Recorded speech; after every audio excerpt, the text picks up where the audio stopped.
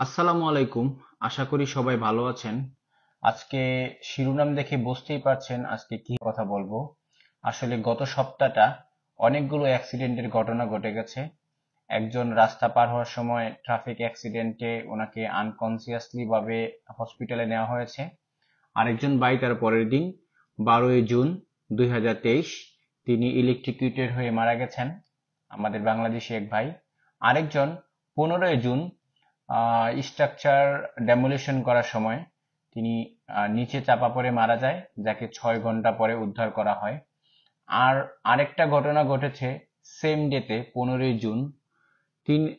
6 জন লোক কাজ করছিলেন জুরং আইল্যান্ডে মোবিলের প্রজেক্টে। সেখানে তারা গরম পানিতে জলসে যায়, তাদেরকে জলসে অবস্থায় সিঙ্গাপুর জেনারেল হসপিটালে নেওয়া হয়। মূল বিষয় শুরু করার আগে আসুন আমরা জেনে নিই আসলে অ্যাক্সিডেন্ট ঘটার পরে কেন অ্যাক্সিডেন্ট ইনভেস্টিগেশন করা হয়। অ্যাক্সিডেন্ট ইনভেস্টিগেশনের কয়েকটি কারণের মধ্যে অন্যতম হচ্ছে এই অ্যাক্সিডেন্টটা কি জন্য ঘটেছে এগুলো রুট কজ অথবা প্রধান কারণ খুঁজে বের করা, এবং সিমিলার অ্যাক্সিডেন্ট ভবিষ্যতে প্রতিরোধ করার জন্য কি কি পদক্ষেপ নেওয়া প্রয়োজন সেগুলো ইমপ্লিমেন্ট করা, এবং সেই সাথে এই অ্যাক্সিডেন্টের পিছনে যদি কারো হাত থাকে, যদি কেউ আনসেফ ইনস্ট্রাকশন দিয়ে থাকে, তাদেরকে শাস্তির আওতায় নিয়ে আসা। এগুলি হচ্ছে প্রধান কারণগুলোর মধ্যে একটি কারণ। আমার এই ভিডিওটা করার কারণ হচ্ছে বলতে পারেন এটা একটা দায়বদ্ধতা। কেননা আপনারা অনেকেই নিউজ পেপার পড়েন না, বা আপনারা অনেকেই ডব্লিউএসএইচ কাউন্সিলের যে অ্যাক্সিডেন্ট অ্যালার্ট আছে সেগুলো আপনারা রিসিভ করেন না। তো মূলত এই জন্যেই আমার এই ভিডিওটা করা। আশা করি আপনারা শেষ পর্যন্ত দেখবেন। আজকে আমি শুধু বলবো কিভাবে এই বাংলাদেশি ভাই ইলেকট্রিকিউটেড হয় সে বিষয়ে বলবো। যতটুকু ডব্লিউএসএইচ কাউন্সিল থেকে যতটুকু রিপোর্ট করা হয়েছে সেখান থেকেই বলবো। আর এটা কিভাবে প্রিভেন্ট করা যায়, এই ধরনের দুর্ঘটনা কিভাবে প্রতিরোধ করা যায় এই সম্পর্কে অন্য একটা ভিডিওতে বলবো, কেননা এগুলো বলতে গেলে ভিডিও লেন্থ অনেক বড় হয়ে যাবে। আশা করি আপনারা সঙ্গে থাকবেন।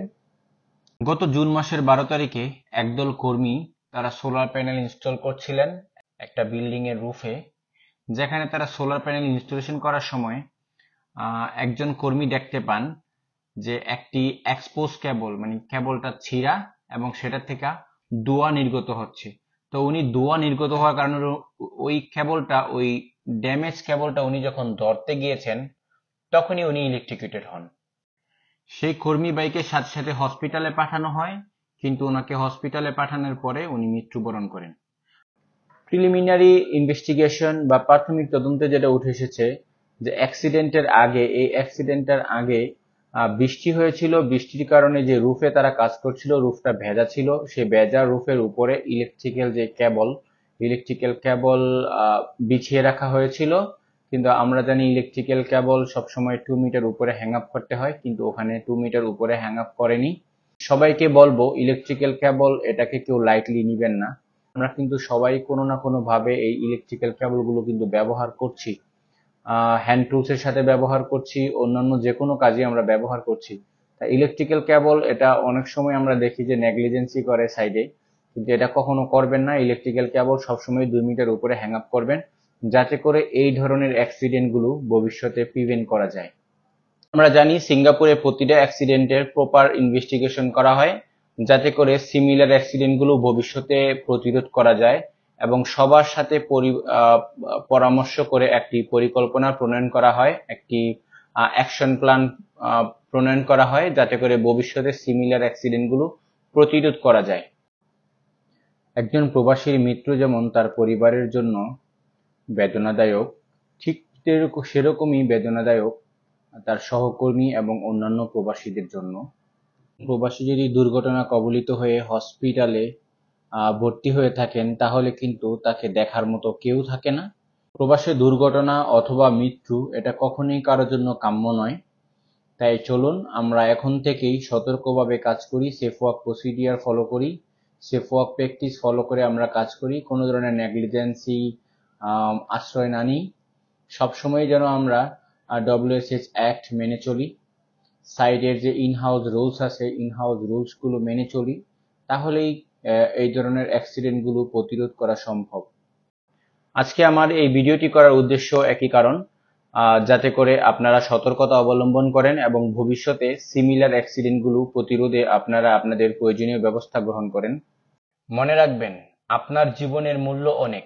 আশা করি আমার এই ভিডিও থেকে আপনারা কিছুটা হলেও উপকৃত হয়েছেন এবং আপনারা অবশ্যই সব ধরনের সেফটি মেনে চলবেন।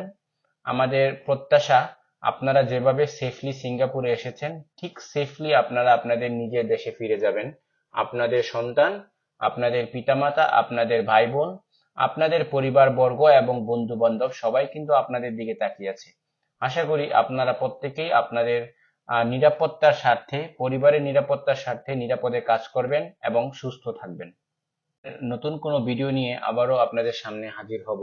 সে পর্যন্ত সবাই ভালো থাকবেন। আর যারা আমার ফেসবুক পেজটি ফলো করেননি অবশ্যই ফলো দিয়ে রাখবেন এবং আমার ইউটিউব চ্যানেলটি সাবস্ক্রাইব করবেন। আসসালামু আলাইকুম, ধন্যবাদ, ভালো থাকবেন।